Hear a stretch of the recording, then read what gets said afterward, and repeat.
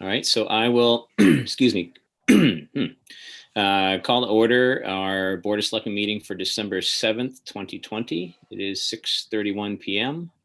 And we'll start with a roll call attendance here. We'll start with Rosie. Here. Bill. William Olson here. Darcy. Darcy Dale here. Jamie. Jamie Knudsen here. And myself, Sean Farrell here. All right, and we'll start with our Pledge of Allegiance.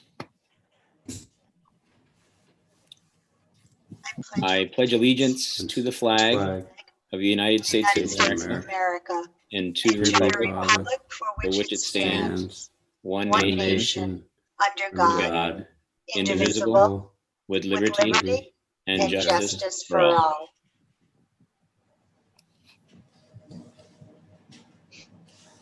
All right, so we have a few, actually quite a few openings.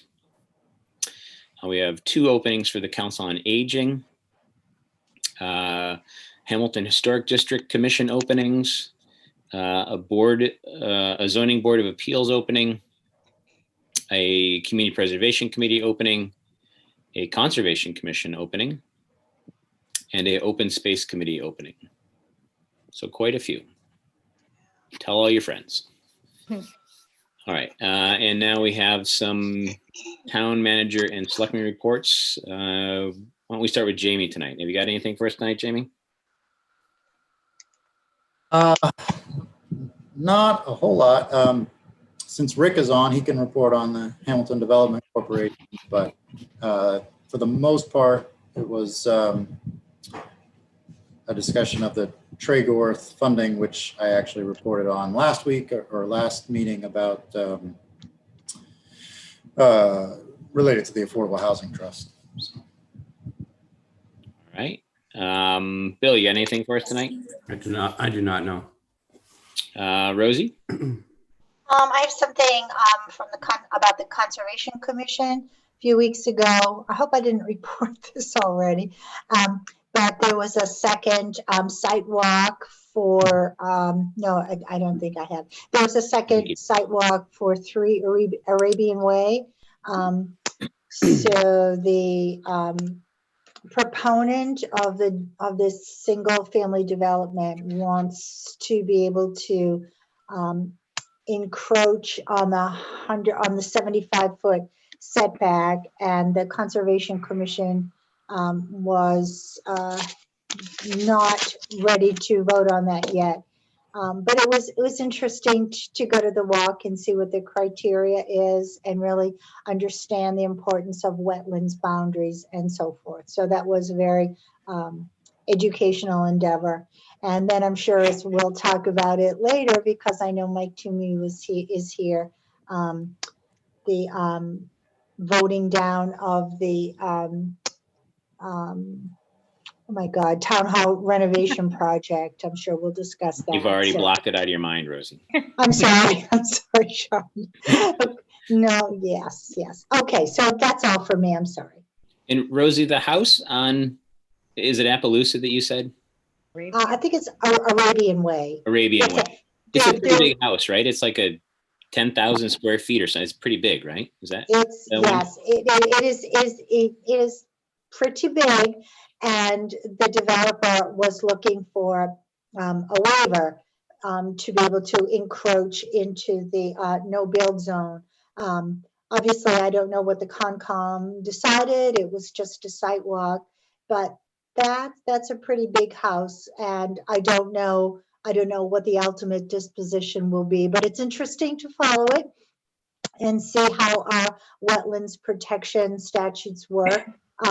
Just so you all know that, I think I had said this before, but our town attorney is relying on the state statute, because ours is probably not as definitive as I, for one, would like it to be, which is why the plan is to work on our wetlands bylaw to make it clear and succinct. So yes, it is a pretty it's a pretty interesting parcel. There are a lot of wetlands there. The neighbors came out and said that they hear the sounds of salamanders and peepers that indicate that it's a vernal pool, and they were going to investigate that. But I have every faith that our Conservation Commission is going to protect our wetlands. The most important thing is to protect our aquifers and protect our drinking water. So we'll have to see how that goes. All right. Thank you, Rosie. Darcy, do you have anything to add tonight? No, I don't. Thank you. Perfect. I like that. And I'll say the same for myself. Joe, do you want to share things from your report with us? Yeah, I'll be brief. I'm going to need to amend my earlier town manager report. So the members of the Board of Selectmen, why don't you hold off on disseminating that? I have some edits I think I have to make after I do some checking tomorrow. But the biggest thing that I wanted to be sure to share with people listening at home tonight, I'm going to pull up my report so that I can see it and nobody else can. Remind people that we've reduced the hours at Town Hall. This is not reducing the work hours for town employees. It's only reducing the number of hours the building is open to the public. New hours are posted on the town website, but in brief, Mondays, Wednesdays, and Fridays, we're open from 8 a.m. until 12 p.m. To the public, and Tuesdays, we're open from 2 to 6:30, and Thursdays, we're open from 12 to 4:30. This gives different hours. We're just trying to, with the rise in COVID cases in our community and all of our surrounding communities, we're trying to just limit the amount of opportunities there is for people to interact and spread. When you're in the building, we still advise people to follow the Governor Baker's and the Department of Public Health guidance on social distancing, wearing a face mask, and cleaning and disinfecting your hands frequently.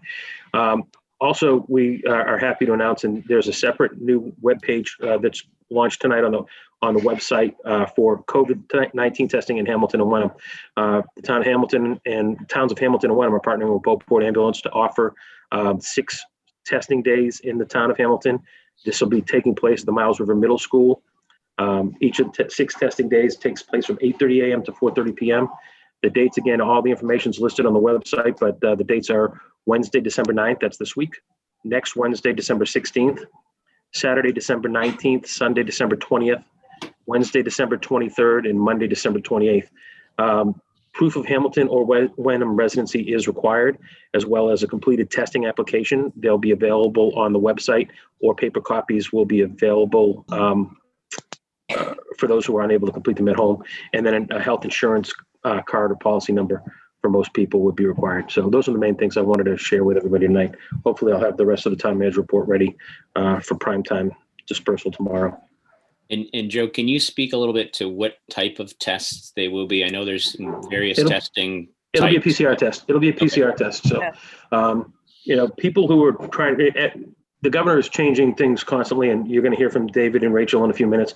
But up until recently, the state's rules and the health insurance rules on these things was that if you're just taking a test because you want to travel out of state and it's for your convenience, you have to pay for that out of pocket.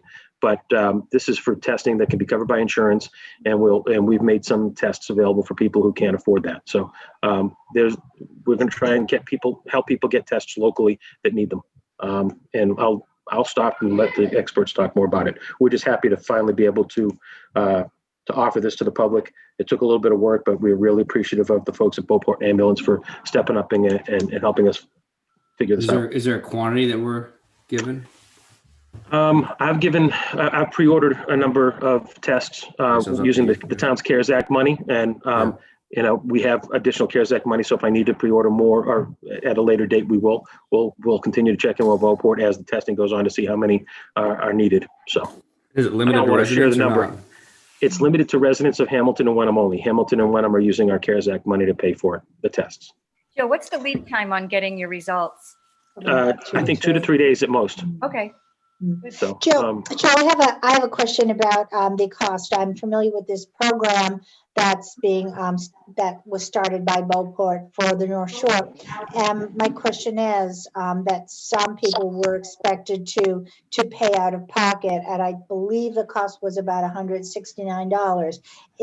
For people who don't have insurance and don't fall into the category of being financially unable to pay for this, is that the expectation as well, that people will pay for this? Or I think, we're hoping that most people are going to be going to test. So the state advises, and I'll let David and Rachel talk to this. The state advises that you take a test if you've been identified as a close contact or if you are showing symptoms.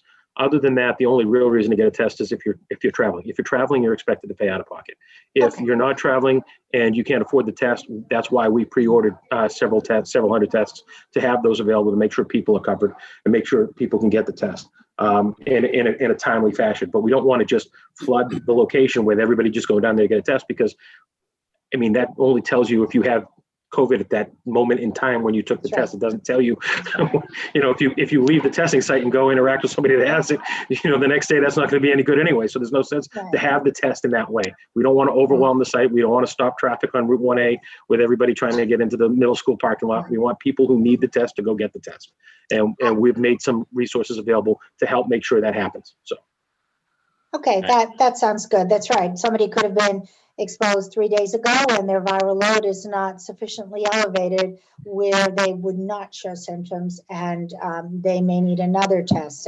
So it is very confusing and it's very imprecise, I think. So the more we can be clear about what this testing will and won't cover and under what circumstances, I think is great. So it's a wonderful idea. So thank you for organizing that. No problem. Happy to do it. Happy that we had the ability to do it. So. All right. Thank you, Joe. And now we have a space on our agenda for 3 minutes from anybody who wishes to speak to anything that's not on the agenda tonight for public comment. Hi, Tosh Blake here. Can you hear me? Yeah, I can hear you, Tosh. Go ahead. Oh, okay. Just a little bit of housekeeping. I was just wondering, I did send some letters in the mail December 3rd to, I believe, the town manager and also each of the Board of Selectmen. It's basically a copy of the same letter addressed to Mr. Demelowitz. Did you all, it's in the town hall. I don't know if you guys had a chance to see it or where it was there or. We got it today, Tosh. It was scanned and delivered to us via email. Oh, great. Okay. So I guess it just pertains to, as a recap, I'm listening to flag policy. I understand you had tabled coming up with a official flag policy for the town and have, a moratorium on third-party flag raising. I just want to get an update, I guess, on that and just, make sure you got the letter. And I assume, Tom, when you get some time, I know you guys are very busy, but Mr. Demelowitz, we get a response through the mail or I don't know if you're going to actually discuss this on a future meetings, vote on a permanent flag policy for the town, but I'm very interested in that.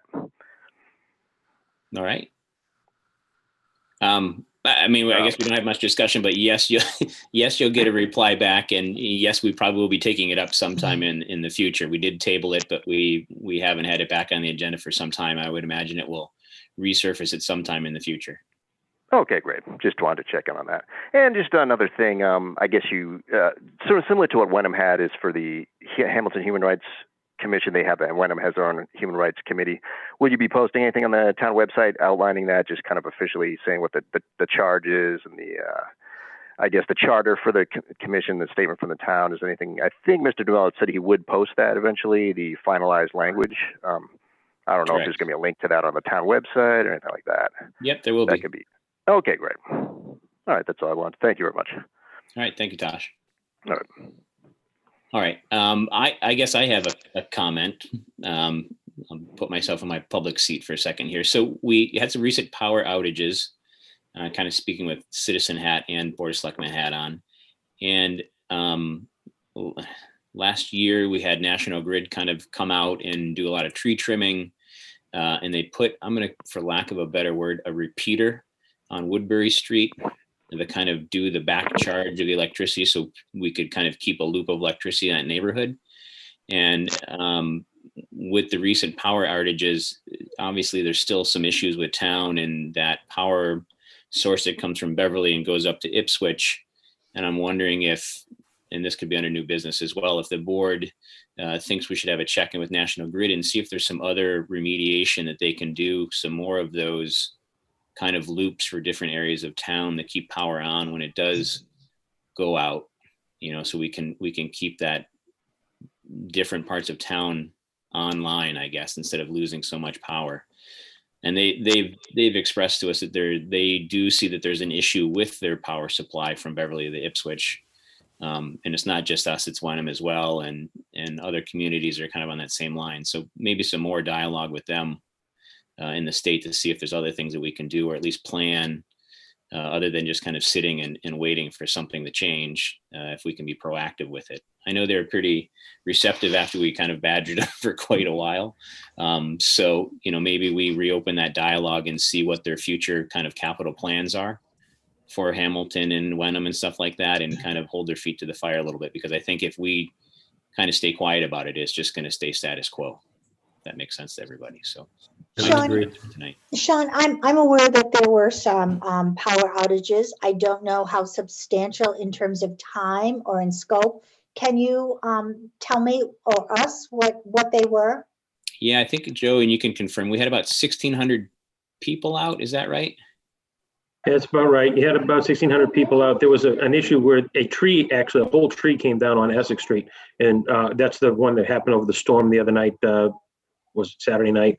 But I think I was actually impressed with the amount of time it took them to address it, because it was, I want to say it was about 2 hours, and that was in the middle of the worst part of the storm. It was rain and snow and everything was coming down and winds, and they were out there and they worked on it, got the tree out of the way, and got power restored pretty quickly. I mean, I know that's cold comfort to people who lose their power. They don't want to hear, oh, great, it went out, but it was only out for 2 hours. I get it. That still leaves people frustrated. But years ago, Joe, we were dealing with 12, 14, 16-hour outages. Right. 3 days. Yeah. Right. Yeah, I don't want to diminish the 2 hours is still an issue, but I do want to compliment National Grid for working so quickly and in a bad situation to try to get the power back up for us. I think a week ago we had a power outage too, Joe, roughly, right? Yeah, that one came in. That one was different because it came in. There was an issue on Route 97 over closer to our line with Topsfield, and so there was much smaller percentage of the town. It was only a couple of hundred homes or a couple hundred customers. And again, it was a completely different line. It had nothing to do with our normal trunk line that really affects most of the town. It was over on the other side of town. Again, I think it was about 2 hours before they were able to get it done. And it was due to wind and rain again. So just tree limbs. Yeah, I think the response time has gotten a lot better. Right. I thought it was a short time span, but I wasn't sure. So thank you. Yeah, no, it wasn't that long, but I just want to kind of keep on the sea, because they had told us, I think one of the last times they had come in, that they had or were working on some type of a capital plan. So I'm just kind of wanting an update and see if we can, Rosie, I heard your side of the street had power, Rosie, not the other side of the street. So you were very close to it. Actually, we did lose power for just maybe a half hour or so. And compared to what we've been through in the past, it was a blip.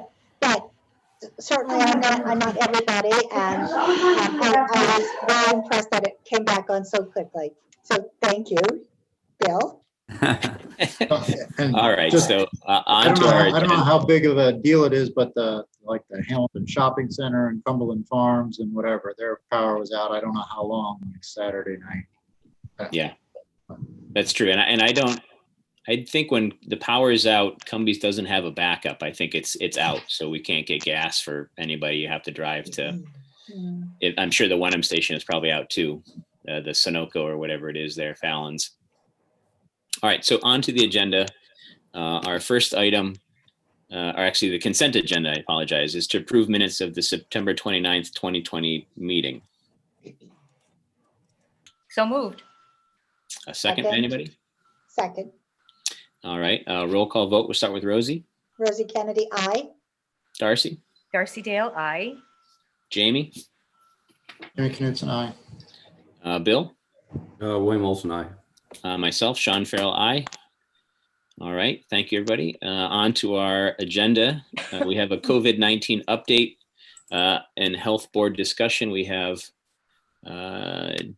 David with us tonight, and I believe Rachel Lee is with us tonight. Nice to meet you, Rachel. Hi. Nice to meet you. David, you're on mute. I don't know if I should wait for him to talk or. Thank you, Sean.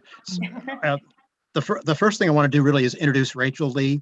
She is our new Director of Public Health Nursing. I've been working with her pretty closely over the last month. I'm thrilled with how well she has been able to help us in this position. She's doing a terrific job. She's a resident of Hamilton, which I appreciate. She's really invested in this role that she's taken on. And if you don't mind, I'd like to give her just a minute or two to tell you about her own background and interest in this. Okay. Rachel? So let's see, I'm a nurse. Before I started tracing before the pandemic, I was a school nurse, but then once the pandemic hit, I reached out to our former public health nurse and asked if I could help out with contact tracing or doing whatever. So I started that in March, and I've just kind of stuck with it. And I think just like Rosie, who's also a nurse, it's like when something's going on, we only feel good if we can do something to help. And so I'm doing my best to help. And when Chris retired and there was no one else available, then I decided to step up, and I'm grateful to my family for making that possible. I just thought I would share with you my philosophy behind my decision-making about the pandemic so that you can kind of understand where I'm coming from when I'm making decisions as a public health nurse. So I want to share the philosophy behind my decision-making around the pandemic. So the first is that education about and reinforcement of COVID-safe behaviors and regulations and utilizing mitigation strategies are the best way to reduce the spread of the virus. And I have to say the schools are doing a great job at that, but we need to work more on educating the community at large on COVID-safe behaviors. Testing isn't enough without education about when to get tested. Education isn't enough without testing capacity. And so thank you, Joe, for getting more testing capacity for our towns. Testing capacity isn't enough without being able to manage the subsequent positives and contacts. And Joe and Patrick Ruffett are helping us get more contact tracers hired. So that's in the process. And then my final thought is that Hamilton's priority needs to be keeping our kids safely in school because they're our biggest investment. So all of this that we're doing is to try to keep the community going and our kids in school. And, you know, there's a light at the end of the tunnel, the vaccine's coming, but we all need to work together to get there. Thank you, Rachel. And David, if I could kind of follow up, Rachel had said something there that I thought was kind of key. We've talked a lot with the Department of Health about prevention, mask usage, physical distancing, etc. But I think Rachel brought up a good point about testing and when to get tested and the kind of incubation period and stuff like that. I think a lot of people, if they find they've had a close contact, they immediately go out and get tested. And most likely that's going to be a false test, basically, because it's going to be negative because they haven't been, if they did have COVID, they haven't developed it into their system yet. And so then they think that they're negative and they go about their business. And then in about, 4 or 5 days later, so symptoms arise and then they've, been in contact with other people. So, have we done much to address that kind of information to the public about testing times and things as such? The short answer, Sean, is no. But Sean, there is something that's that I want to clarify about what you said. If Rachel gets out of the state database Maven a positive case, then the first thing she does is call that person, explain to them that they must go into isolation and what that means and for how long. But also she'll ask them, who are your close contacts? And there's parameters that define that. But for anyone who is identified as a close contact, she has to call them, explain to them what their situation is, and then tell them they must quarantine for 14 days. Now, in the past week, that duration of 14 days has been shortened subject to testing, for example. So that's in a state of flux at the moment. But up till now, someone who's been in close contact has had to quarantine for 14 days and they cannot test out of it. But that's, as I said, that's just changed in the last few days, really. And I think what we're going to have to do, given what you've said, given these changes, the next element in our ongoing public health education campaign will be to help everyone understand what is involved if you become a close contact and where does testing fit into that. So Rachel, tell me your thoughts too.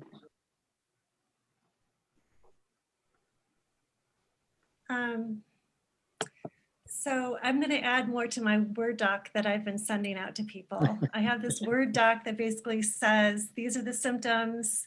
And during the pandemic, if you're having any symptoms, don't treat it like a usual year where you would go to work and you'd go to school with a cold, with cold symptoms or a headache. This year, if you have these minor symptoms that, you know, in a regular year, you wouldn't think twice about, this year, you need to talk to your doctor. This year, you need to get tested because you just don't know if it's COVID or if it's a cold or if it's a headache unless you get tested. So that's as far as, my Word doc that I'm working on is about what to do when you have symptoms. But I think what I'm hearing is when should you get tested once you're in quarantine, or when you think you may have been exposed to someone. And the latest quarantine document that came out today is saying basically you should be tested at day 5 of your exposure. And if that's negative, and if you've had no symptoms, then you can be out of quarantine after midnight, day 7. So that's just come out today. So they're basically saying wait for 5 days before you get tested. Yeah. My thing that I say to people is, if you think you might be positive, get tested. Or before then, if you have any symptoms, get tested. Because the sooner we know that you're positive, the sooner we can expand the circle of quarantine and slow the spread of COVID. And close contact is just defined as Close 6 contact feet. is defined as 15, anyone right. who's been within 6 feet of someone for more than 10 to 15 minutes over a total of 24 hours. So you could be close contact with someone for 5 minutes, and then like later on in the day, another 5 minutes, and then the next morning, 5 minutes, and that would be a close contact. Right. It doesn't have to be 15 minutes continuous. Right. It's cumulative. Right. Well, that was a good question, Sean, because now I think what we've definitely got to do is push out, as part of our public education campaign, help people understand what all this means now, what this new information means to them. Yeah, I think that timeline is important. Right. I would love So- to work on some more information that's a little bit simpler to read than some of the stuff that's out there, and just kind of have it posted on the website. I have had Patrick Shannon posting some media from the Department of Public Health onto the website. And then the other thing that we're doing to help encourage COVID safe behavior is I've reached out to Chief Stevens and asked if we can do some positive reinforcement of witnessed behaviors that are good, like wearing a mask. So Chief Stevens is having Kent Richards, the safety officer for the schools, talk with the person who's in charge of community service. And I don't know who that teacher is, but the idea is if a police officer sees a kid, like a middle schooler or a high schooler, just around town doing something safe, like wearing a mask or not hanging out in a large group at Patton Park, they can hand them a coupon worth maybe an hour of community service. And so that's positive reinforcement. I'm looking for like positive reinforcement, making people want to do the COVID safe behavior. From what I understand, high schoolers need to complete a certain number of community service hours. And right now, because of the pandemic, it's a bit more difficult for them to do that. So this is a no-cost way to provide some positive reinforcement. I think that's a I have great some idea. other ideas too, but I think that's a great idea. It reminds me of the summer program they have with the bicycle helmets where they get the ice cream. yeah, Chief But Stevens this said, kind of fills in the older kids for yeah, that, like you said, the community service that they're unable to do right now. So that's a perfect idea, I think. yeah. 'Cause, I So, mean, right now and the- Rachel, Yeah. I will say that I have surprisingly and thrillingly, I have started to see a lot of kids, high school and middle school kids at the basketball court wearing masks. So that's great. really good. Well, I know that this week, Officer Kent was at Patton Park, just sort of handing out masks and, listening to the kids. I'm like, you got to just go and listen to the kids complain about COVID and all the restrictions, listen to them, and then just say, you know what? Yeah, it's awful, but you got to do it. And this is how we're going to get through it. And here's a mask. And if he has a coupon to give them for an hour of community service, just because they're doing the right thing, then that's even better. Yeah, I agree. Good job. Good job. Well, we all have to do our part. So. Okay, Sean, may we move on a little bit? We got 2 or 3 other items we want to touch on, and then I was just going to ask you what else. Rachel has the latest COVID positive case numbers for Hamilton, and then when she gives you those numbers, I want to put a little, characterize them a little bit with what we know. So go ahead, Rachel. Okay, well, I just pulled up a record before I got on. And right now we have 10 confirmed cases that are active, and we have 1 probable case. And a probable case is a positive antigen test. Right now, antigen tests, depending on what test it actually is, can be maybe 70% accurate. So the Department of Public Health is considering any positive antigen test to be a probable that needs to be followed up with a PCR test. Okay. So right now, as of right now, we have 10 confirmed cases and 1 probable case. And Sean, the DPH data is really amazing in what it tells us about the statewide positive cases. We've been hearing numbers like 3,000, 4,000 new cases, new positives a day. Right. When they analyze these cases after doing contact tracing, it is just startling. Almost 90% of all the positives over the past month or 2 have been tied to a single household or a small social gathering in a home. Whereas in the schools, the K-12 and higher education schools, there's just a tiny fraction of the total numbers. So it's really these get-togethers in homes that have been the major, I guess, the source of transmission of the virus. Yeah, I've seen that. I'm going to call it a trend, but I've seen that as well in my district that I teach in. The outbreaks that we've had, I'm going to say in school, but really didn't happen in school, but with students have been from small gatherings and stuff like that. And it's caused 10, 20 or so cases each time. Yeah. Okay. That brings me then to the next subject that I want to just touch on. I've joined for about the past month. I participated in these COVID response team meetings for the superintendent of the school district to advise her on what learning mode she might consider. And you probably know it was about 2 weeks ago that as we were approaching Thanksgiving, the team decided to go to a fully remote mode for the week after Thanksgiving and then reevaluate where we stood based on what kind of trends we were seeing towards the end of that week. So we went to fully remote that week. And then at our most recent meeting, which was Thursday last week, after we looked at all the data we decided it's okay to go back to hybrid in the schools.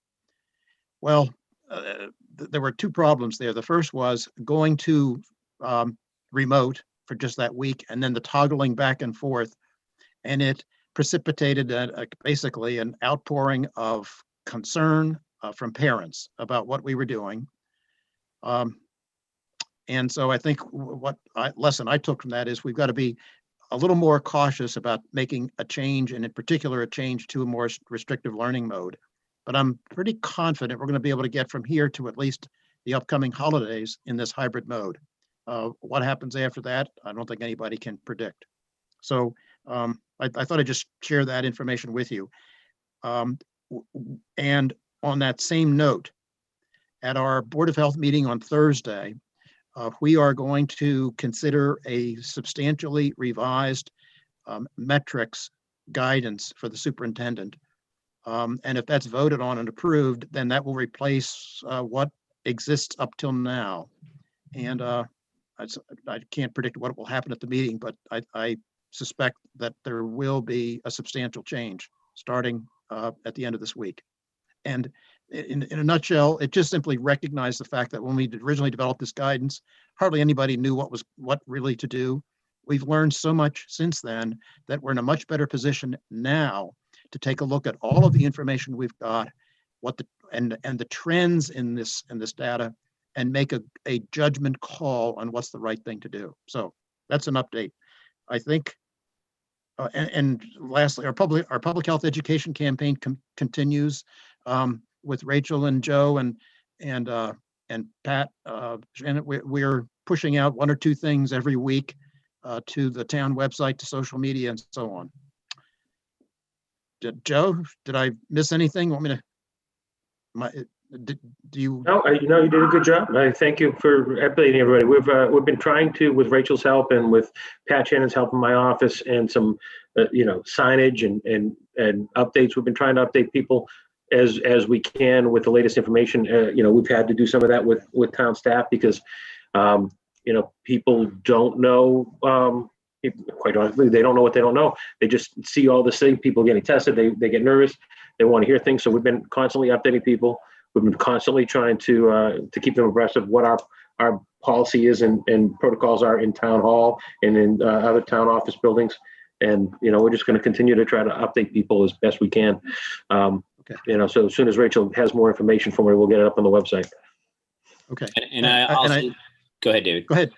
I love these initiatives that Rachel's come up with. They're terrific ideas, and I'm just thrilled to see that she's able to take her expertise and put it to and have it benefit the town. Expertise, Dave. It's just ideas. I have ideas, and I'm thankful that people are willing to listen to them and tell me what they think of them, and sometimes make them work. So I appreciate that. So, and I'm glad the board has had a chance to meet Rachel now. Hello.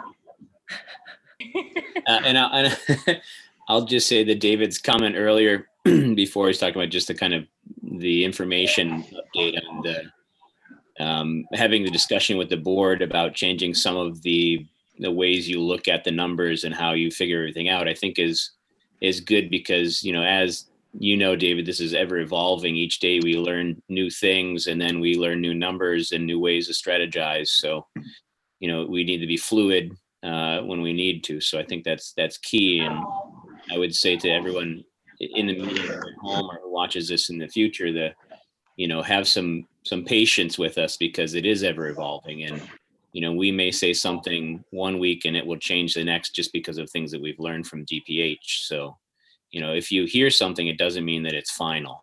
It's ever evolving because of the situation. And we have to realize that it's science, and the more we learn about it, the better off we'll be, and the best practices will, get us through this. Okay. Thanks, John. Yeah. Thank you, David. And thank you, Rachel. Okay. Good night. Thank Yeah, you. Good night. Thank you. All right. Up next, we have Town Hall Building Committee charge and recap about the special election. I'm sure everyone on this meeting knows that the vote count, and I probably will get it wrong, is 600 and something, the 400 something Joe, do you know? It was roughly a 200 vote difference. I think it was 669 votes in no and 461 thereabouts for yes. So you're off by a little more than 200 votes. All right, so I'm thinking about 19% turnout it was. Yeah, exactly. 90% voter turnout. Which is not the best, but we've had worse and we've had better, I guess. And personally, I'm a little bit disappointed in the outcome, but I understand it. People didn't want their taxes raised, but now we have Mike on the line and a few other people I know that want to talk about it.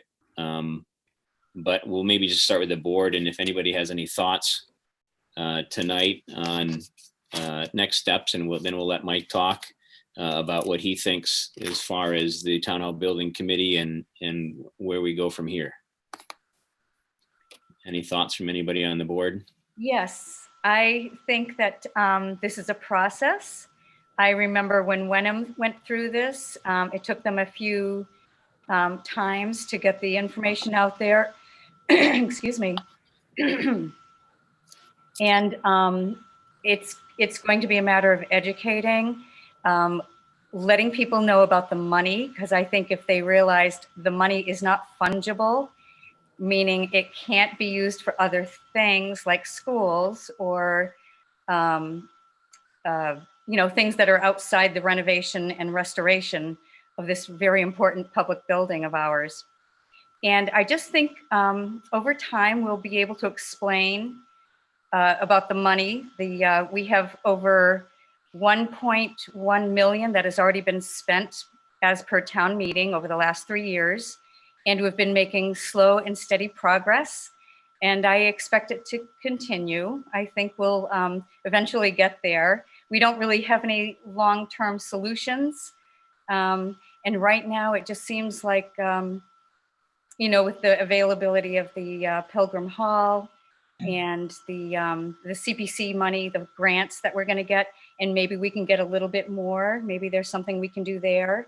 But it just, $10 a month was the effective rate. So if you broke it up between quarters to monthly, it's $10 a month. And we have debt rolling off in 2026. Could someone correct me on that? I think, are you talking about the public safety building? Yes, I think it's yeah. 26 or 28. 28, well, I believe it's the Miles River Middle School too. I think Yes, that's the middle school, I think it's coming off the books. So that $10 a month is going to be offset by the other debt that we no longer will be servicing. So, it just seems like if we can put the facts out there and we can all do the math together, I think we can make a really good case. And I think people will be proud of our town hall. Right. And I think to your point earlier, talking about the schools, I think a lot of people who voted no were conflicted with money for the turf fields or the school.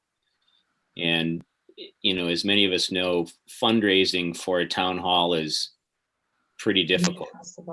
But fundraising for a turf field, I don't want to say it's easy, but it's much more plausible. Normal. That would be a normal fundraising thing. But right. So I think also one of the important items regarding this quote unquote $9 million ask, using the CPC grant and the 1.1 million that town meeting has already invested. In reality, the ask was 4.6 million. I mean, that's still a boatload of money, but it's substantially less than the $9 million figure that was out there. And you're right, Darcy, we can't use the CPC grant for schools or anything else. So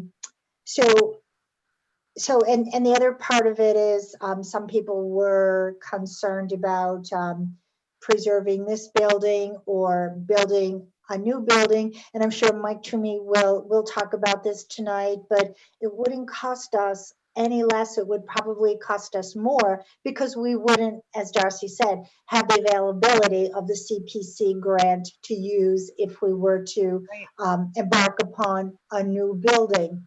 And interestingly, I have learned from a very experienced builder that a lot of new buildings often come with structural defects that are never corrected from day one, whereas we have proof that this building that has been standing for 122 years and has never required a major renovation, we know that this is a strong building. So I think those were some of the reasons that the Town Hall Building Committee, on advice of the Board of Selectmen, decided that this was really a prudent idea to renovate the existing building. And as I said at the town meeting, this building represents our history, and that does mean something. It means something that it speaks of our history and our strength and our sense of community. And I don't think even if it were possible to just put up a $2 million brick and glass building, it would mean the same. We are a town. It represents who we are. So not only is the cost not nearly, in reality, the $9 million, it does fall off the tax rolls once it's paid off, and there will be other costs that will fall off sooner, which will make that $10 a month even less. So I hope there's a way that the scope of work maybe can be tweaked via the Town Hall Building Committee should, and I certainly would endorse this board continuing to have the Town Hall Building Committee work on this and see what we can, as a group, come up with, and see if it will be something that town meeting would go for at another time. Sorry. So, Sean, I had, sorry, Darcy. I was just going to quickly add, the ADA access should be number one in everybody's mind, is ADA access, so everyone can do their business at Town Hall, no matter their ability. Yeah, Sean, I just had 3 comments I sort of heard out in the community on it. One comment was just too much money, right? Well, I think we maybe didn't do a good job. First of all, I echo what Rosie and Darcy said. I think it's important that we do this project. So, and I agree with everything they're saying about why it's important. But I don't think maybe did a good job explaining maybe a 1-page sheet of breaking down the dollars, because it's not 9 million. It's sort of, there's soft costs, there's design costs, there's CP. So maybe doing a better job breaking down the cost and showing how that compares to what other towns have spent renovating per square foot their town hall, so people see that we're not spending more money than we should. We're, with this committee didn't want to spend any money. I mean, the people on this committee are not people who like to spend money. So I when they said this was the right thing to do, I believe it was the right thing to do, because they're very, conscientious and efficient with the way they spend money. So I think we could create a 1-page sort of summary sheet on how the dollars are spent. I think that would be important. The other thing I heard was, or that I didn't hear, I don't think people understand how bad, although I agree with Rosie, it's been there for 122 years. I don't think people understand how bad that building actually is to work in and the environment of it, and all the deficiencies, both code, structural, environmental, there are in that building.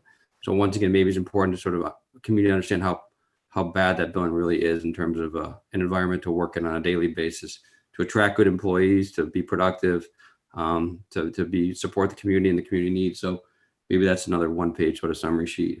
The last thing I heard really was, people said it's more important to spend money in the schools, which I agree. It's important to spend money in the schools, but unfortunately, there's not one it's not an either or. We're not voting on another project. There's not another school project out there.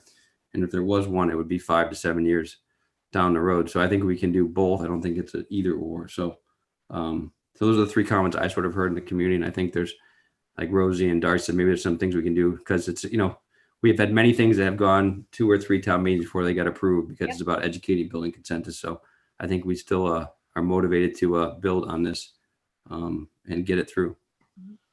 Jamie, anything to add? I'll add a little bit. I guess I have a slightly different nuanced perspective on all that, which is that I think we owe it to the citizens of the town to not just assume that all they need is to be educated a little more. And I do understand it was only 18 or 19% that voted, but that we obviously don't, we very rarely get real significant turnout for the votes anyway. But So anyway, I just think we need to listen and take them seriously, because, you know, I mean, some of the comments, you know, you guys have mentioned are the ones I'm hearing as well.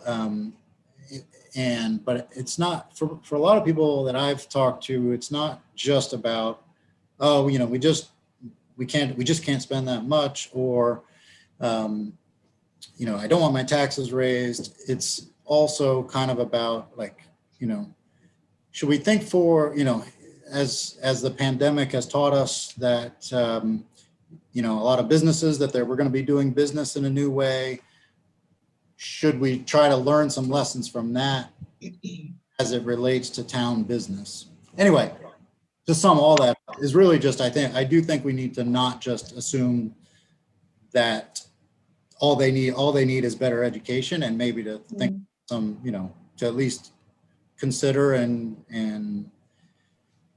considers the idea,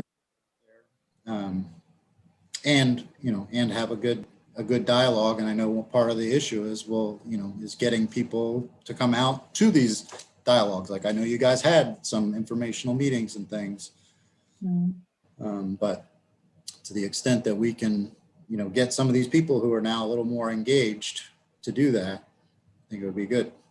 Right. I think if anything good came out of this, that people are really asking questions, really paying attention. So it's an opportunity to not educate, but inform people, inform people of the facts of this renovation, and let people ask questions. I agree. I think that's really important. And I to Jamie's point, you know, I don't want to discount anybody that voted no on it to say that they were uneducated, that, you know, they knew why they were voting no. They had their own personal reason. You know, I'm not one to tell them that they were wrong, but just because I disagreed with them. But it is a valid point. You know, it was voted down. I don't think that, I think we need to think about kind of next steps with the town hall building committee, and next steps with, you know, whether we bring this back to a town meeting, and when, and what changes do we make?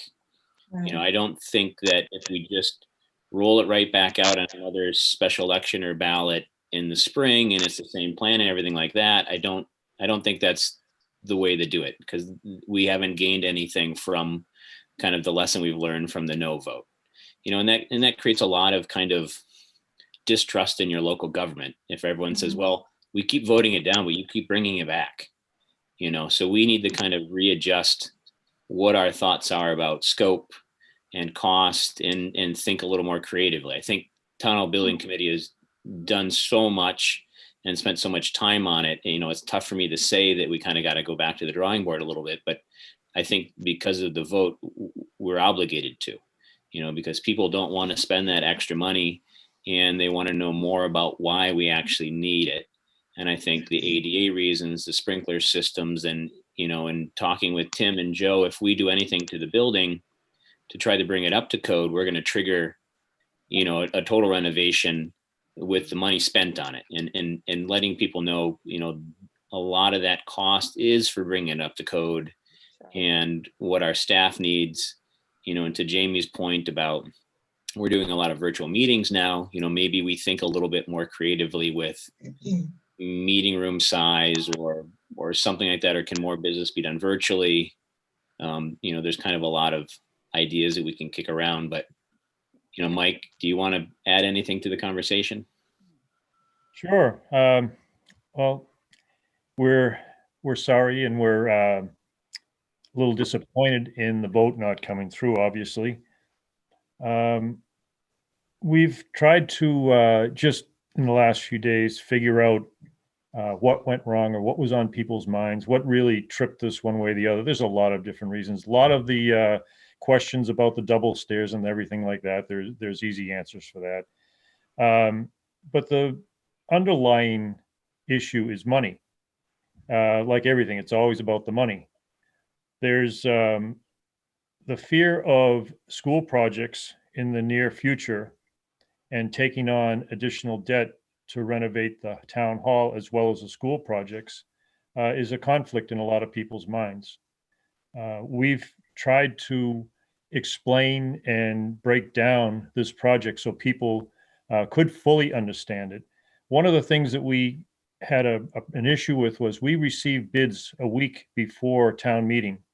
And there was a lot of prep to be done in those days. Our target was to beat the budget, which we did by $820,000.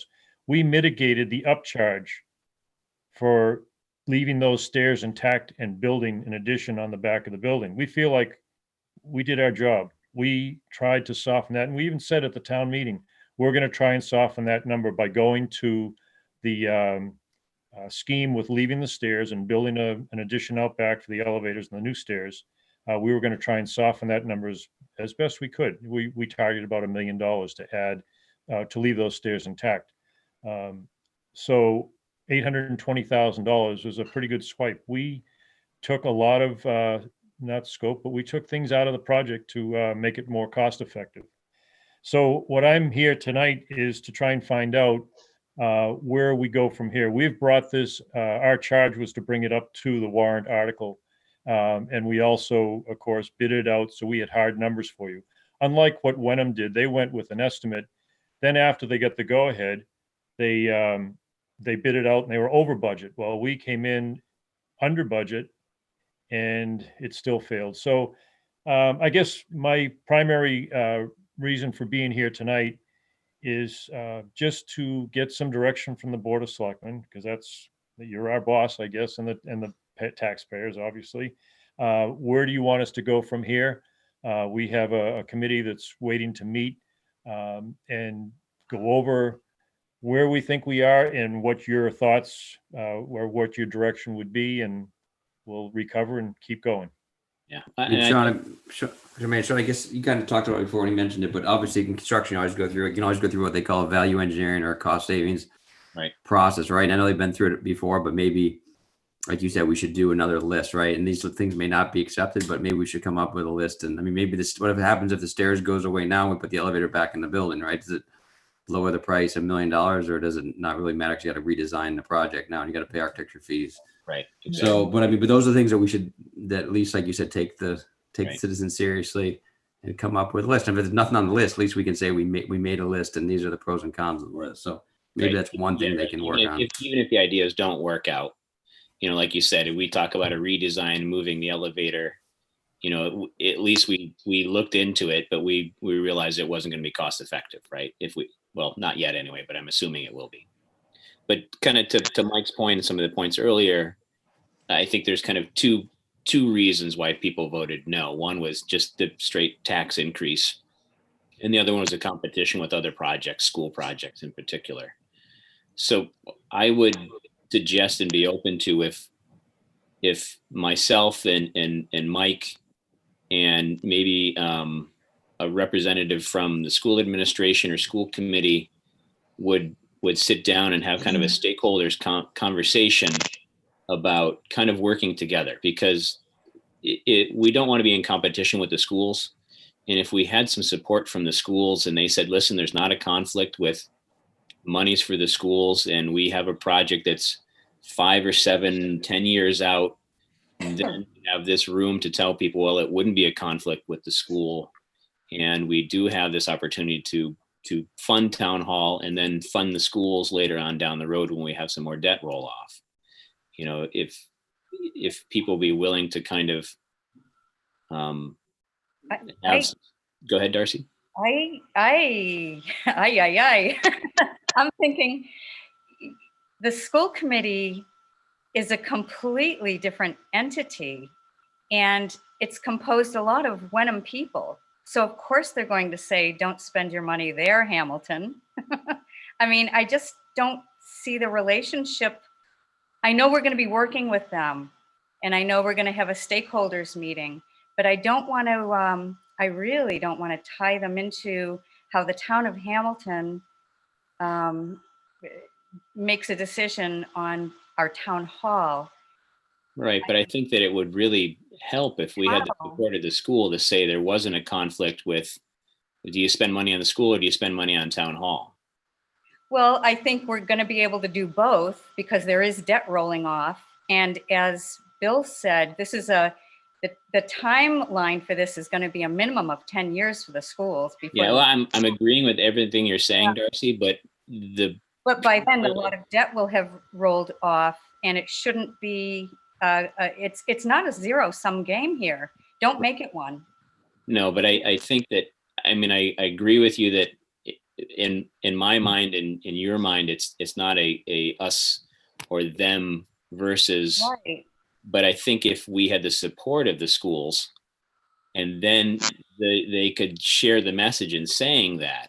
I mean, we're kind of a smaller group here, but if we had the power of the school administration and school committee behind us and saying that there wasn't a conflict with turf fields or a school building, that was farther down the road, then that would only help us. I don't see how that would hurt us.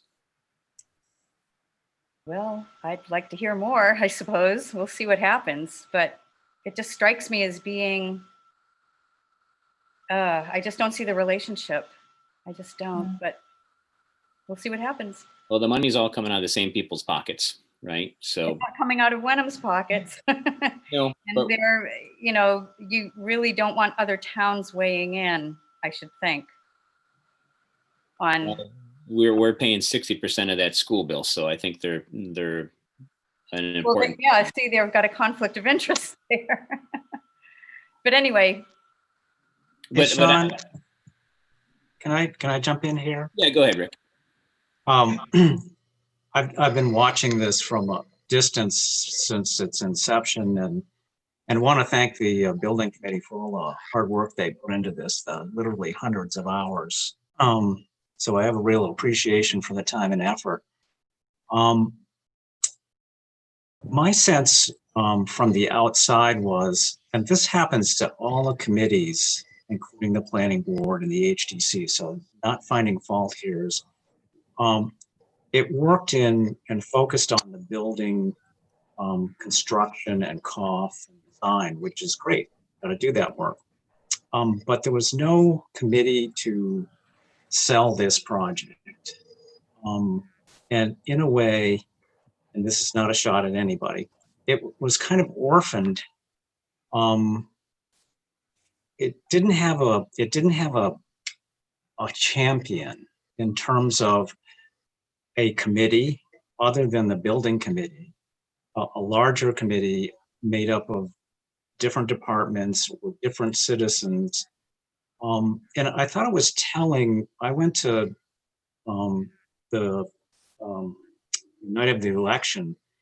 I got there at the rec center about 7:45, just as Corinne had asked for some help. And I was waiting to see what the vote was. And there was nobody from any town committee there to see what the vote was.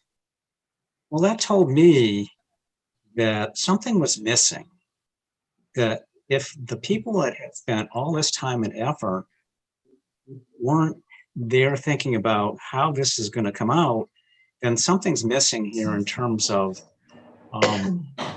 needing to build a consensus, that there's time and effort been invested in building a consensus. And it can't be just the building committee or Rosie or Darcy. That's asking too much. And it really needs to be a larger group of people. And for example, nobody came around to the planning board to talk it up, to educate us, with the zoning board of appeals, other committees, to build a consensus of other people so that we could be selling and understanding it. So before you go off and talk to the school committee, and I'm not saying that's a good idea or a bad idea, is think about how are we going to sell this to the public? We've got a political campaign that needs to be run. And the first part is finding out what are the key negatives of this project. Now, everybody's talked a little bit about too much tax money, schools. There are other things, but I think it would be great if a committee could get together, and not just the building committee and not just the selectmen, but a larger group, and hit this head on and say, okay, how how and when should we be bringing this back to the public and really digging in and finding out what are the critical issues here. And I think everybody's hit a little bit on them. And Sean, I think you made a good point. We ought not to just run back and say, oh, we're back here to do this again. An example is when we did the senior housing bylaw, it took 3 town meetings to pass it. And each time we got shot down, I actually didn't feel, the first time I didn't really feel bad about it. I said, the public has spoken and told us something, and we need to listen to what they're telling us. We went back and we reconfigured it, tried again, it didn't pass. And we said, okay, well, we screwed it up again. So we've got to go back and try again. And it was by building more and more people onto this and getting more input and understanding the concerns and answering this that you finally got it back. And people said, okay, I understand it. I know why it's good. Let's do it. So that's just a long-winded explanation. I think it needs to be a bigger Process. undertaking. I think those are some good I points. agree. And I'm going to ask Tim to add a few things here, because I know Tim and I have had many conversations about this, and very similar to what you said, Rick. We didn't really have a champion or like a PR person to kind of promote this, or kind of when things come up on social media to, answer all the questions and get rid of the misinformation and stuff like that. And I know, Tim, I think in Rockport you had a similar situation where you had somebody that was kind of a champion and was just all over it. Anytime anybody said anything on the internet, they were right there to say, well, actually it's this, and this is why we're doing it. And we didn't really have anybody doing that. We had a few people here and there, but nobody that was really spearheading it, or like Rick said, a general consensus from all the boards really promoting it and pushing it, invested in the process. Yeah, that's true. I mean, unfortunately, it was after I left, which was nice for them to get the project. When we first went, it's a $12 million DPW facility in Rockport. We lost by like 170 some odd votes. It was more of an in-house. We did not have a building committee. It was more DPW ran.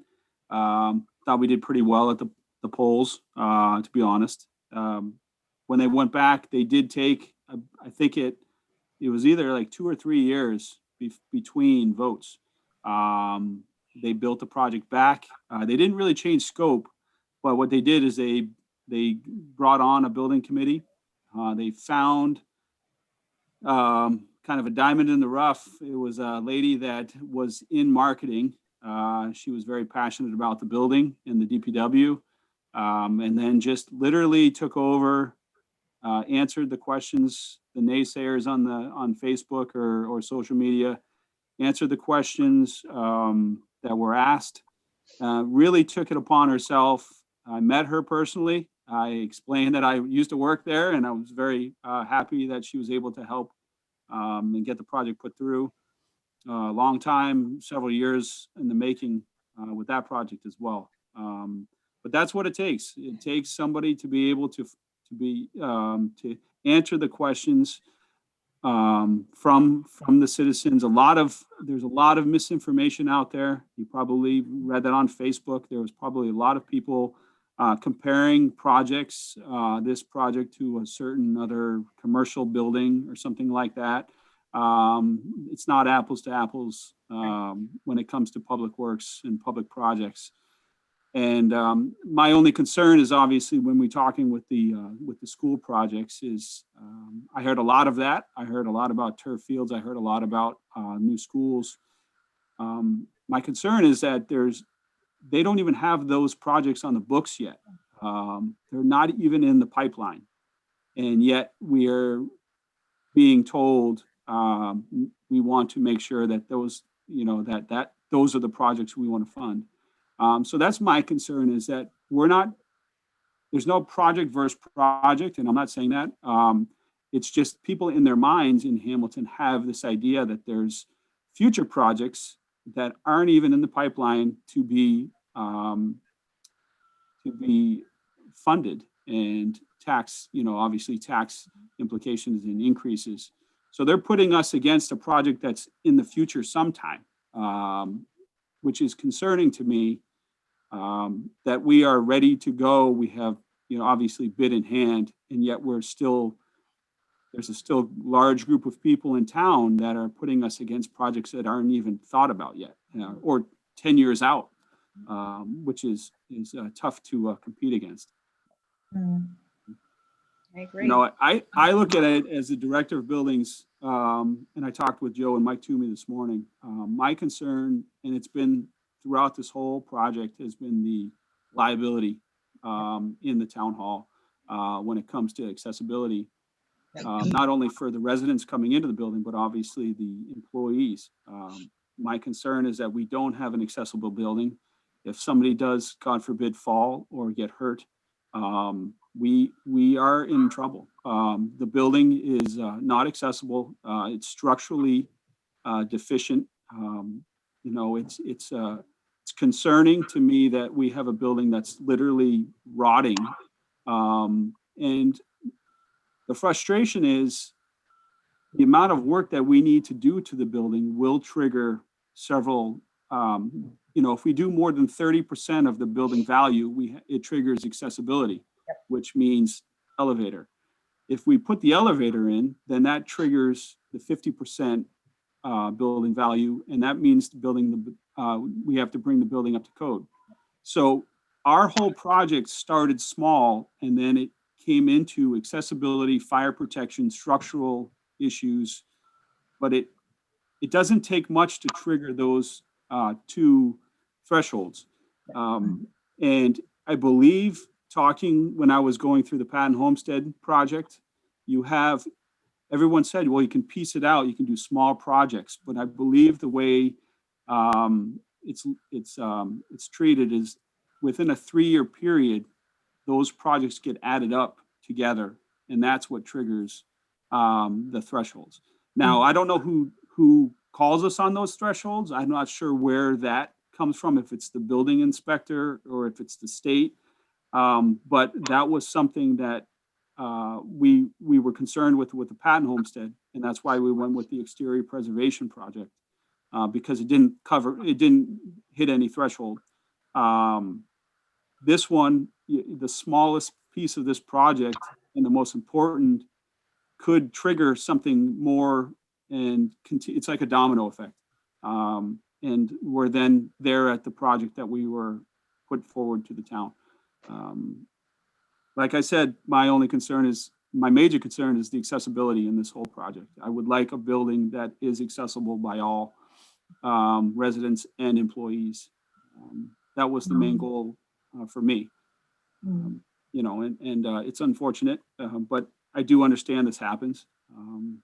But there's not a lot we can do to take away from it. That's a little bit of the frustration, I guess.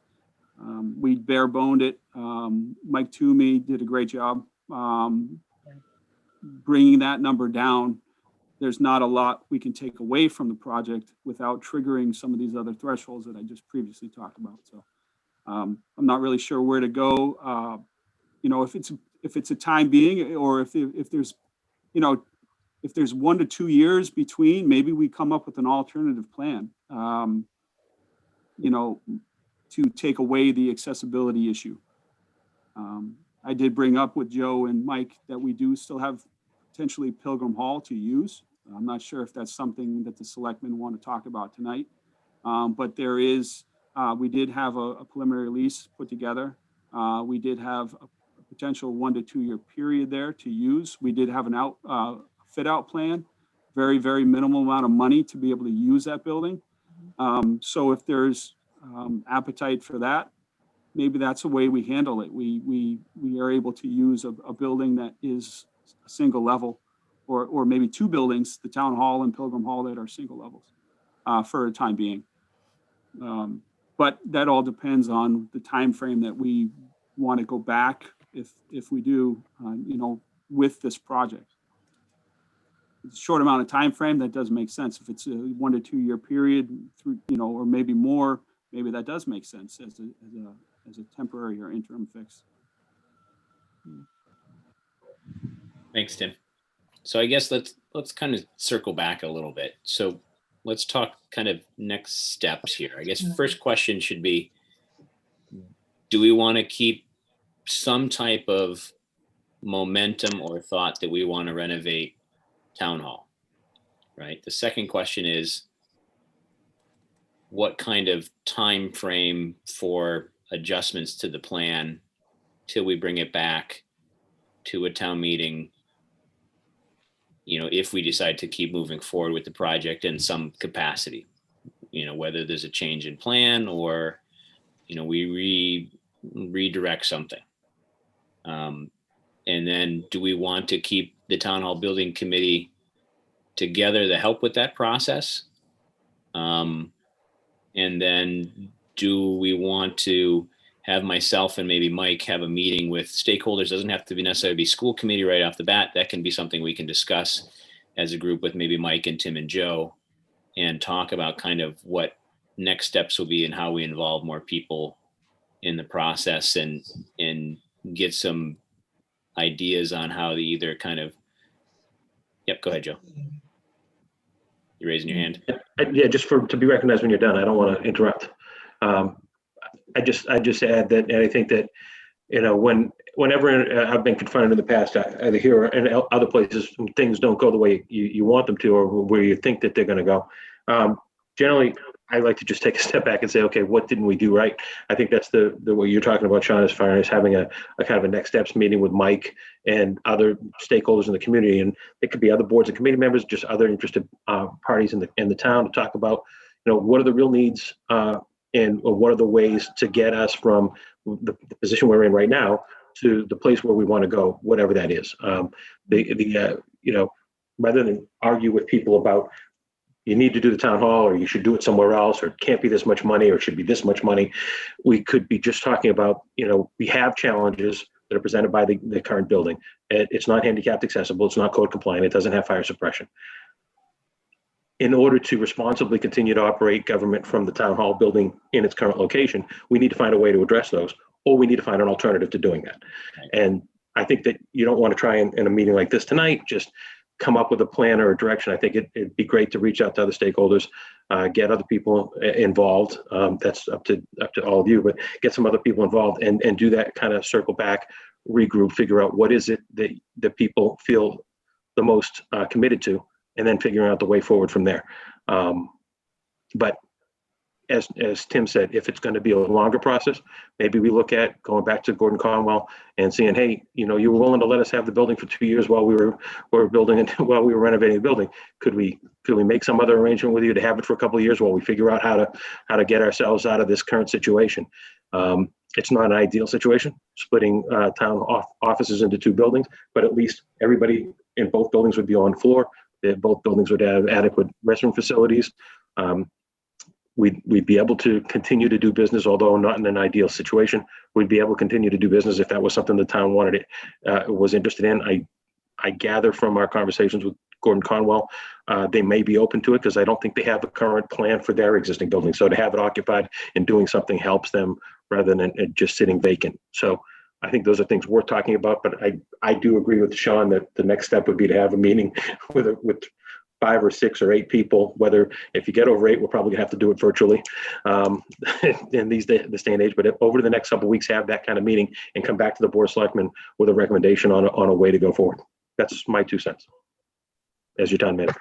Yeah, the only comment that I would make is that the town has invested a great deal of money coming up with these plans as guided by town meeting decisions. We've spent $1.1 million already.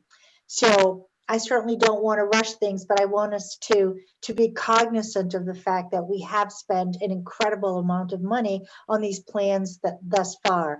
And if there's any way we can work on things to tweak it, however long it takes, I think that might be a financially prudent thing to do.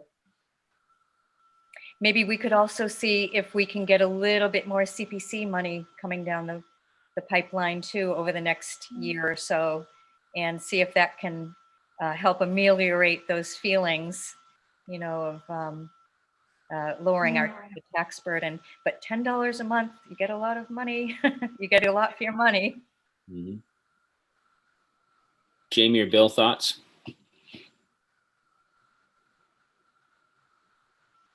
I mean, I gave my thoughts. I think they're consistent with what people have been saying. So I think we just gotta think about it and put it on a future agenda. And I think we gotta keep moving ahead. But I think there's listen to the community and educate the community and come up with some options. So those are all good steps. So I think we shouldn't stop them. Forward momentum. Yes. Yeah, I don't have a whole lot. So then would it be all right to kind of Joe and my suggestion that I meet with Mike and Tim and Joe, and we maybe just the four of us meet, and then we talk about some kind of other people to bring into it, or maybe before that we bring some more people into it that are kind of the bigger stakeholders in it, and we talk a little bit about next steps and maybe the possibility of the Gordon lease for, getting people off the second floor, and we kind of come up with some, I guess, some options on moving forward, and maybe a I don't know about a timeline, but at least start to talk about a timeline for possibly bringing it back, or kind of different things we can do differently this time, either with the plan or with kind of the PR, to Rick's point before, and getting more people vested in it. The more people we involve in it and know about it, the better off we'll be, because hopefully we can rally them to our side and really make them recognize that the building really doesn't have an infinite timeline for us. It's, to Tim's point, we've got some things that are starting to deteriorate pretty badly on the building. And if we just keep deferring the maintenance on it, we're going to be in a much rougher situation where we can't occupy the building. And Right. I would say probably 5 years and maybe 10 years would be the life of this building if we don't do anything with it. Then we're going to be up against a real problem with finding some land to build a new building, or then we don't get the CPC money, etc. It's like a That's why I say, we got to make a list of all the things that are wrong with the bill. I mean, that's Right. what we don't understand, right? And what those costs are, let alone just to repair them, let alone to band-aid them together to kick the can down the road. Right. And so because of those reasons, I would like to see the town hall building committee stay in existence and continue to work on this plan. I hope that everybody. If I can interrupt you for just a second, if you don't mind, maybe we can do, and Joe, you can let me know, do we need any kind of a motion for me to get a group together to work with stakeholders, and then maybe another motion to keep the town hall building committee together in the kind of interim? I don't think so technically. Sorry, snack time. I think that, the town hall building committee's charge, they've fulfilled their charge. At some point in the future, if you want them to continue to work on this project or some other solution to the town hall challenges, you need to recharge them. I don't necessarily think that needs to happen tonight. And certainly I think it would be better if the board supported Sean's request to have a meeting. So we'd have some consensus on doing that and taking that next step. But as the chairman of the board, you can always seek to have meetings with whoever you want without necessarily having a vote. So either way, I think you could go forward from tonight, but I'd hope that the board as a whole gives us some direction as to what you'd like to see us do. So we can spend the next couple of weeks doing that, and then we can come back in January and kind of lay out the start of a roadmap for what to do next. Sound like a plan. One thing I'd like to mention, if I could, is Yes. We have about a 6 or 8 month window to preserve the bid numbers that we have. Right. Also to keep the design team intact, things like that. And we can do that with, getting an escalation uptick for 6-8 months. But after that, the window really narrows down. You're really in a bid again situation. Your design team is probably either dispersed or signed off and gone to other places or whatever. So we do have a little time here, and it would probably lend itself to doing something soon. So I guess we're willing to take direction, to meet whatever it takes to engage people or to get this project up and running. All right. So I'll follow up with Mike and Joe and Tim sometime in the very near future here. And we'll kind of bang our heads together and kind of talk about next steps. And then we'll come back to the board and share what we've discussed. And then we can talk more about how we involve the town hall building committee, if needed immediately, or we give them a little bit of a rest. And then we bring them back in, once we've got kind of a clear plan, and then they can help us facilitate that. Does that sound good to people? Okay. I mean, I guess as good as it can be. All right. So next, and I just want to say thank you, Tim and Mike, especially Mike, volunteering all your time. Tim's had the luxury of being paid during it, but still a lot of work. And I definitely, feel the letdown as well after you've worked so hard on something, have it not come through. But don't get too discouraged, because I think we can persevere with a little bit of fortitude.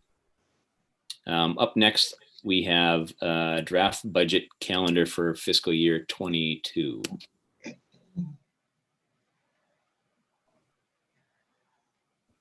good evening. See you. Yeah, thanks, Mike. I'll Thanks, talk Mike. to you soon. Good night. Hi, Mike. Thank Thank you. Thanks, you. Tim. I'll talk to you soon too. Okay, great. Thank you, Tim. And Joe, you bringing up the calendar for us? Perfect. You should have all had this over the weekend. Sorry for the lateness of it. I actually thought I had sent it first thing Saturday morning, but then I realized I didn't. So I'm sorry it took a couple extra days to get to you, but this is just in draft form. I did copy it to the FinCom when I copied it to you, so that they can comment on it as well. I've got several dates here for your regular meetings, just based on what's in the calendar and what was the anticipated regular cadence of FinCom meetings, but those are all subject to change. The main goal of this document is to kind of lay out the main milestones and meeting times and dates that we need to properly have an ATM with the right information going forward, and all the articles in order, et cetera. I did note when I sent this to you that we had offered you an opportunity to look at 2 different dates for the presentation of town budget capital plan.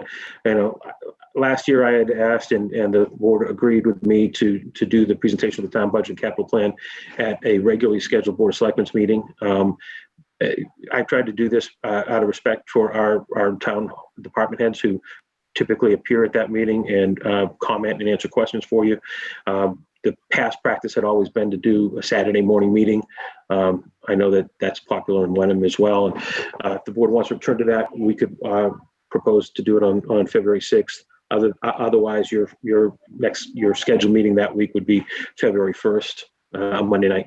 So just different things I'd like you to all take a look at, make comment on, give me some feedback. It doesn't necessarily all have to be tonight, but just some guidance on how you want me to amend or deal with this. But generally, this is going to be kind of the framework of getting everything ready for a May 1st town meeting. So if you haven't had the chance to look over the draft, look it over. Like Joe said, give comments. Do you guys want to talk about that Saturday versus the regular scheduled meeting night tonight, or do you want to think about it a little bit? I could go either way. Yeah, I don't mind a Saturday morning. I think sometimes when you discuss things at night and you've had a long day, it's a little hard to stay focused. So I wouldn't mind a Saturday morning with coffee and a good night's sleep behind us. Anybody else? Would you see where the department heads join us? Is that Yes. okay? How are they going to feel about a Saturday? Well, let's ask. That had been the past practice for years. We tried to go away from that last year. Yep. To try to give them, they're here during the day. We figured it would just be easier to have them stick around an extra hour, have the meeting, do what they need to do. But, they were, we're open to bringing them back on a Saturday if you want, or getting them up on a Zoom as it will probably be on a Saturday morning instead. I actually prefer Saturday morning as well. Bill, was that a nod from you? Yeah, let's go Saturday morning. All right. Jamie, you okay with that? Yeah, I'm fine either way, but Saturday will work. Yep, I'm fine either way. So sounds like we'll keep the Saturday, Joe. And so it'll be the 6th, is it? February 6th? Right. Okay, okay. Thank you. And then I guess just look it over. If there's anything else that you see on there that seems amiss, or you've got a conflict, or it's a holiday or something like that, let Joe know and we can amend it. And it just takes us through May to the next town meeting. Right. There's nothing beyond that. Okay. Yeah, you have some meetings planned for June, May and June for Board of Selectmen meetings, but this just is the calendar to take us to the annual town meeting. All right. So next item, we have town manager evaluation and discussion. So Joe can bring that up.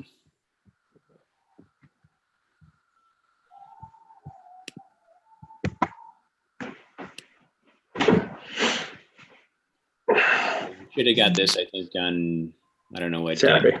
Saturday, I think you sent it, yeah. So not much time to look at it, but it's fairly straightforward. Bill and I kind of mashed up some of the past recommendations and combined some of the questions because some of them are a little bit almost asking the same thing. But I and Joe, you can help me out here. The goals that we had in there, and can you scroll down? I can't remember if we ended up putting them in there or not. I did not put the goals in here. That was why I left that open. Right. And so I had a kind of a debate because we were going on prior goals for this review, not new goals. Right. So, and I didn't really have a firm copy of new goals. I have Joe's goals from 1819, but I think they just kind of continued on. And you can correct me if I'm wrong. Anybody that's got a little history, Rosie and Darcy, if you can remember from last year, did we update much of the goals when Jeff was chair? And Joe, I don't think we really did. I don't remember that we updated a lot of new goals. I think Right. we continued to work on a lot of the prior goals. Right. We didn't. I remember we didn't anything new. I don't think we changed anything. I think they just stayed the same. So Yeah, because he was still sort of getting his feet wet, and so I think that was why. So what I'll do is I'll add. And Joe, do you maybe have you sent me a copy of the previous ones from 1819, right? I have that, and I can add it to this document, and I think some of them are on there. Yeah, well expiration. Yeah, sheet one on this spreadsheet that you sent out was the original goals from 1819. Okay, so they are there. We just didn't put them. And then you adapted this sheet 2 with some of what you've done in previous town manager evaluations for my predecessor, and tried to take some of those concepts and put them into what my goals were. So right. Okay. So I mean, sheet 1 you can ignore. I should have deleted it, but this was a sort of a working draft. But if I can just walk through real quick what Sean and I did. So we came up with 7. We came up with 7 sections, which are bolded 1 through 7. Under each section, there's 4 or 5 or 6 sub comments on each one. And a lot of like Sean said, a lot of them are from previous ones. We just sort of combined, and we didn't really come up with anything new. We just sort of felt we organized it better and made it more concise. What's more important is the columns to the right. So columns E, F, and G, Joe, if you go up, we thought it was important just you didn't need a bunch of numbers. So scroll all the way up, Joe, to the top.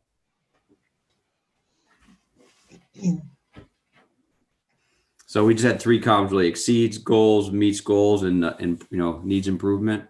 This is an Excel document, so I think you just need to, you could adjust the size of these cells because I think you have a different font than I did. Depends what you open with. Yeah, I had a different font, so that gets in some format. So we decided this is just to be a checkbox, right? You don't need to put a number 1 through 10. It's more important to sort of see where, this isn't about a numbering system. This is more about just where we think he falls, right? So just a check mark.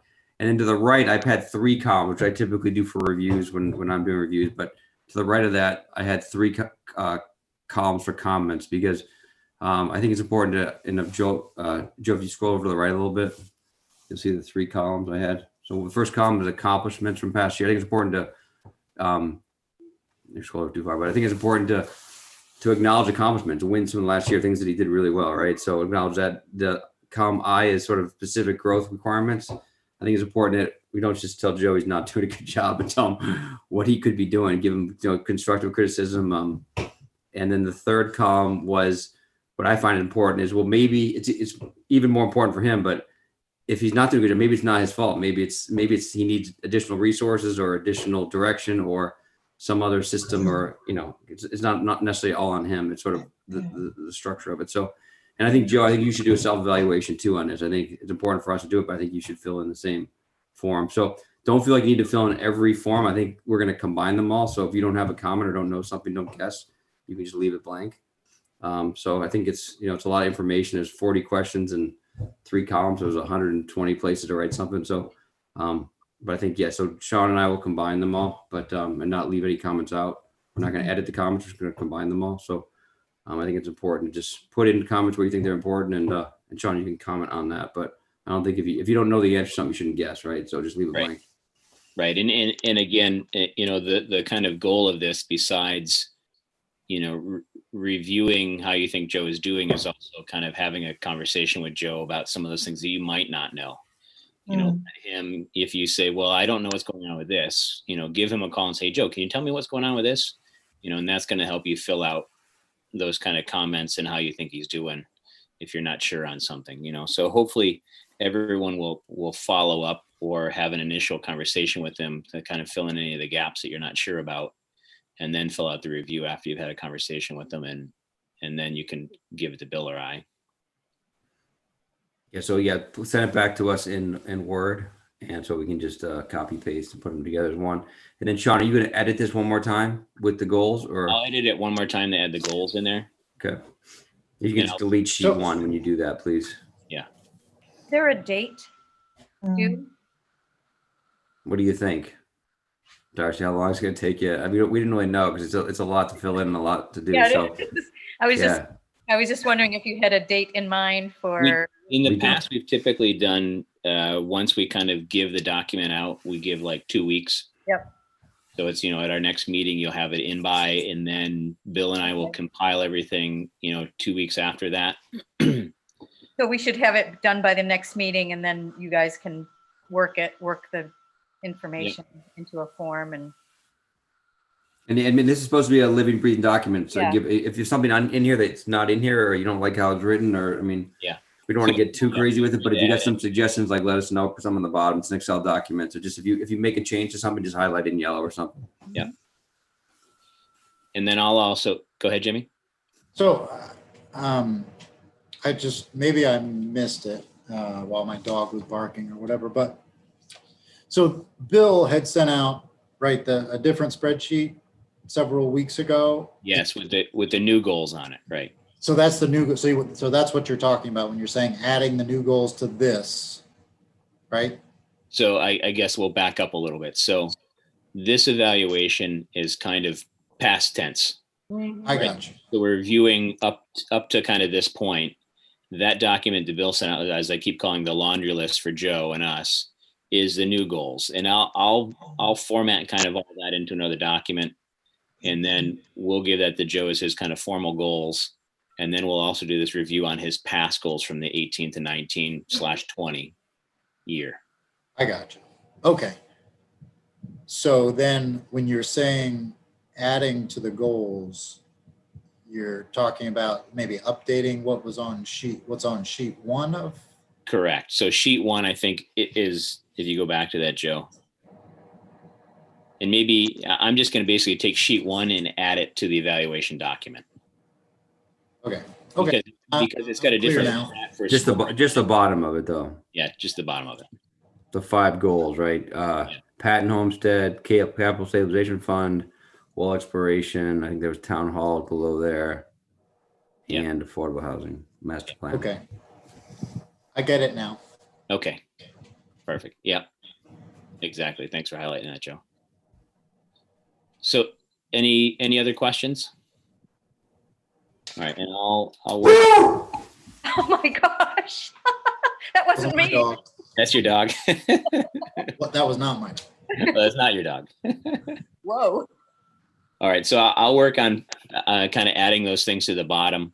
If you want to start filling it out tonight, you're more than welcome to after the meeting, but I will, I'll get it out to you guys tomorrow with the added goal, the older goals on it tomorrow, so you can fill in the blanks there.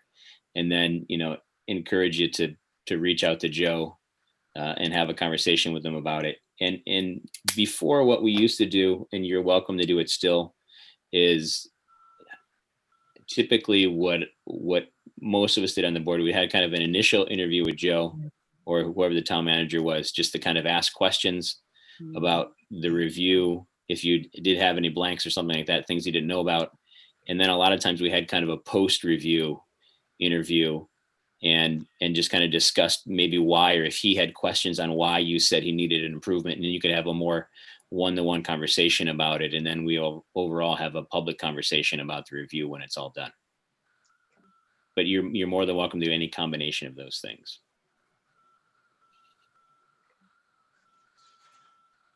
All right. Any other questions? Joe, do you have anything to add to it? No, I just, I think you're on mute. okay, there we are. Okay. No, I'm looking forward to talking to everybody about your answering your questions, sharing whatever information I can. Hopefully we can figure out that I'm doing okay. Hopefully there's no major issues.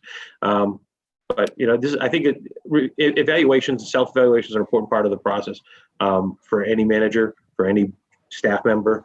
We're trying to implement them through, my goal, I'll be honest up front, my goal was to implement them across the organization this year. Of course, with all that's happened, that has got pushed to the back burner and hasn't taken place. I don't mean that to sound like an excuse. I'm sure to some people that would sound like an excuse. We just have been focused on other things. But I need to get back to that, and it's important for people to hear how they're doing and what they can work on and what they're doing well, and be praised for what they do well, and be given some guidance and some additional assistance to help them in the areas that they need to work on. So nobody's a perfect employee, myself included. So it'll be helpful to get your feedback. Thank you. And then kind of last thing I'll add, we've got to, starting fairly shortly here after this review, start talking to Joe about contract. So keep that in mind as well. All right, I think our last item, I don't have the agenda in front of me, but I think is the lift our water ban. Is that correct, Joe? Yes. Yep. Yes, I apologize. I don't have, Tim had sent me an email. Let me see if I can find it. Tim had sent us an email that we forwarded to you all with the actual request, and I don't have it saved as one of my items to share with you, but let me see if I can find it. He had some specific language that he wanted you to, I know I shared it with you at the time. This was last week.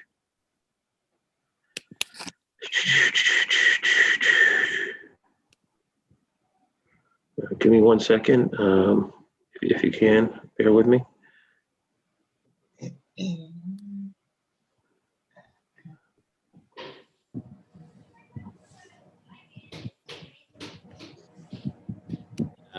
Removal of. Yeah, we got it. I got it. I see Town of Hamilton Department of Public Works water ban removed request. Yeah. Okay, so let me see if I can share this. I've got it in an email here. Let me see if I can share the email. There's over the last several weeks, the discharge flow rate of the Ipswich River near the Willowdale Dam has continued to be above the trigger level of 53 cubic feet. Yeah, you got 53 cubic feet per second, and therefore has reached the level Mass DEP recommends to sustain a healthy watershed. For the reasons stated above, the Hamilton Department of Public Works requests the state of water supply conservation restriction be removed. Something went wrong.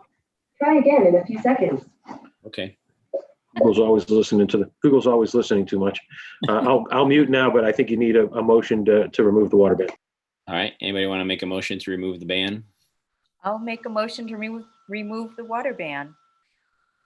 Anybody second? Second. All right. All those in favor, we'll start with Rosie. Do we need Rosie Kennedy, discussion? aye. Do we need Oh, discussion? Discussion, but probably no Oh. discussion, but. Yeah, any discussion? Sorry. Jumped the gun here. Any discussion from any board member? And this is until there's no expiration. It's only until we put it back in place, right? There's no time frame to it. Seems, Okay. yeah. All right.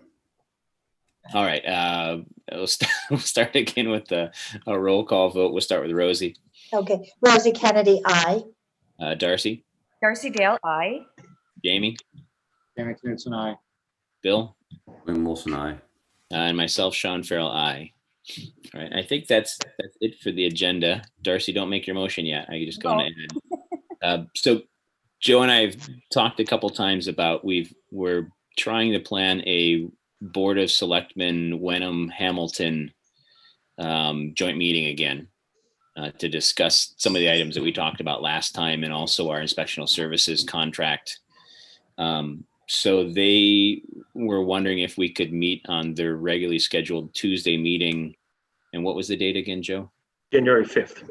January 5th. We have a meeting Monday night. So that would be 2 nights in a row. So you don't have to tell me tonight, but my kind of question for you is, do you want to meet Monday and then Tuesday jointly with Wenham BOS, or do you want to try to have a meeting with the Wenham BOS and then have our own meeting afterwards on the Tuesday? So we're only doing one night of board meeting. Mull it over. You don't have to answer me now, but if you feel like you want to, go for it. Yeah, the request came through the interim town administrator Wenham to pick that meeting date.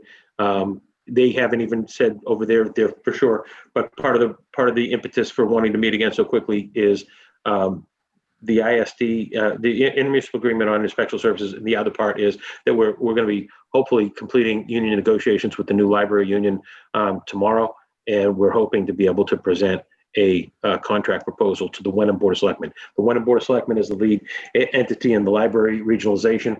They get to vote on it, but they wanted to, out of courtesy, share you in discussion about the contract and what it means for the towns.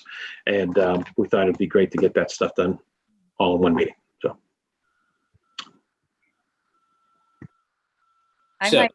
Go ahead, Darcy. Okay, I think the Tuesday night meeting's probably going to go on a bit. I'd rather have 2 regular sized meetings instead of 1 marathon. Okay. That's just me. Yeah, and to your point, Darcy, I'm not sure what we have planned for that agenda for that Monday or the Tuesday on our side if we did do a combined kind of meeting night. So it could be a full agenda, it could be a light agenda, but maybe we can kind of play it a little bit by ear. We've got a little bit of time to think about it, but I just want to let you guys know in case you had a strong opinion one way or the other, if you didn't want to have 2 nights of meetings or not. So Yeah. I think I would agree with Darcy, 2 shorter meetings rather than 1 very long meeting, depending obviously on what comes on the agenda. Right. I mean, I guess if we only have a couple things on the agenda, it wouldn't really make sense to do a Monday and a Tuesday, but maybe we still will, and Monday would just be a half-an-hour meeting or something like that. But we're always promised that, Sean. It never happened. I've never promised it. Half an hour. All right. I define this as a short meeting. It was only 2 hours. This is a short meeting. I know. Any other new business?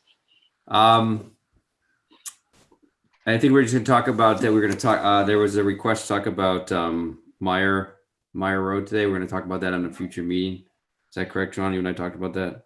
Yeah, we have some concerned residents that project isn't finished yet. We're going to talk about that. So I think we're going to get that. We're going to spend some time doing some research and talk about that at the next meeting in 2 weeks. Yeah, the question is kind of with our dilapidated abandoned building bylaw, what is the kind of statute or parameters in which when someone works on the property, it's what triggers, right? What triggers it. It's no longer an abandoned or dilapidated building. They're pretty close to final inspection. I think we're just waiting on some bathroom fixtures, cabinetry or something like that. So, the neighbors aren't happy that it's finished, but I think due to COVID and their timeline's gone beyond what we expected, but they're not in that violation of the bylaw anymore. And they have a 2-year building permit. So, what can we do or what can't we do, I guess. So conversation coming up most likely. And then maybe we revisit that bylaw, and figure out a little bit more. It was kind of an interesting, there's some gray area there that I don't think we really ironed out before we passed it. So it might be worth re-looking at. Yeah, it wasn't really done for the 3-year construction project. It was done for the 10-year sort of abandoned sort of right distressed building, but so, yeah, so there are some things that could probably improve on it.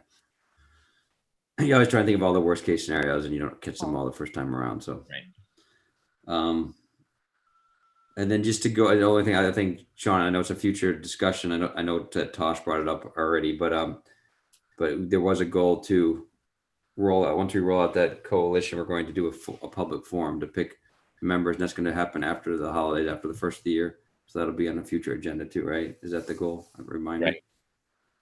Yeah, we initially had something we'd thought of, but that may change. Okay. All right, that's all I had. Done. Anybody have anything else?